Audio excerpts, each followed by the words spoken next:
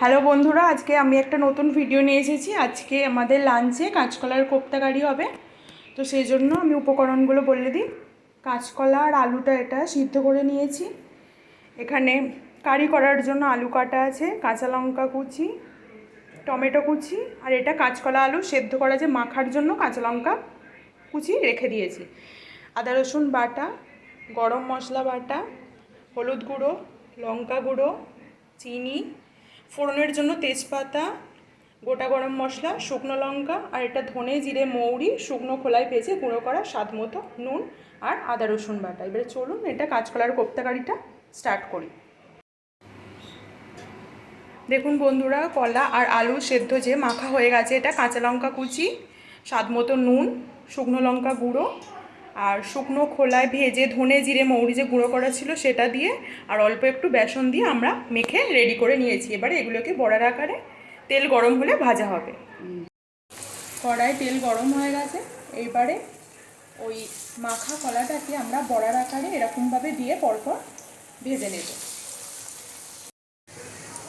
দেখো, এগুলো লাল লাল করে, বড়াগুলো লাল লাল করে ভাজা হয়ে গেছে। এবারে আমরা একটা থালায় এগুলোকে তুলে নেব। এরকমভাবে পরপর লাল লাল করে ভেজে নিতে হবে। দেখো বন্ধুরা, সমস্ত কলার বড়াগুলো এভাবেই লাল লাল করে আমরা ভেজে নিয়েছি। এবারে তরকারি বসানো হবে।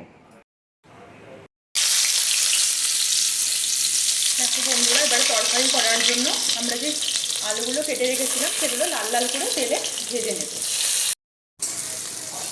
আলুগুলো এরকমভাবেই লাল লাল করে ভেজে একটা থালায় তুলে নেব। কড়াইতে ফোড়নে দিয়ে দিয়েছি তেজপাতা, গোটা গরম মশলা আর শুকনো লঙ্কা। রসুন বাটা দিয়ে দিয়েছি, দিয়ে দিলাম টমেটো, কাঁচা লঙ্কা কুচি দিয়ে একটু নাড়াচাড়া করব। আদা বাটা দিয়ে দিলাম, একটু হালকা করে নেড়ে ছেড়ে কষিয়ে নিয়ে আমরা হলুদ গুঁড়ো লঙ্কা গুঁড়ো দিয়ে দেব।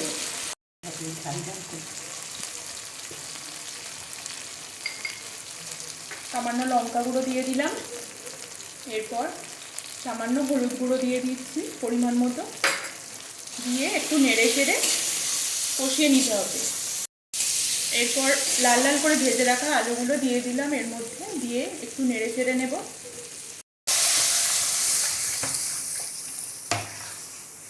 এরপর কষা হয়ে গেছে। কষা হয়ে যাওয়ার পরে পরিমাণ মতো জল দিয়ে ঢাকা দিয়ে দেব এবং কিছুক্ষণ ফুটতে থাকবে। জল দেওয়ার পরে স্বাদ মতো নুন ও স্বাদ মতো চিনি দিয়ে দিয়েছি। দিয়ে এবারে 15 থেকে 20 মিনিট ফুটতে থাকবে, আমরা ঢাকা দিয়ে দেব। দেখো বন্ধুরা, জল ফুটে একটু কমে আসার পরে আমরা এই কলার বড়াগুলো এইতে দিয়ে দিচ্ছি। এবারে কিছুক্ষণ ফুটবে। এরপর সেই বাটা গরম মশলা যে বেটে রাখা ছিল সেটা দিয়ে দিলাম। এটা একদম রেডি খাওয়ার জন্য। এটা নামিয়ে নেব। নামিয়ে নেওয়ার আগে আপনারা একটু ঘিও দিয়ে দিতে পারেন। পরে আরও ভিডিও এরকম দেখার জন্য, নতুন নতুন ভিডিও দেখার জন্য আমার চ্যানেলটিকে সাবস্ক্রাইব করে দেবেন প্লিজ।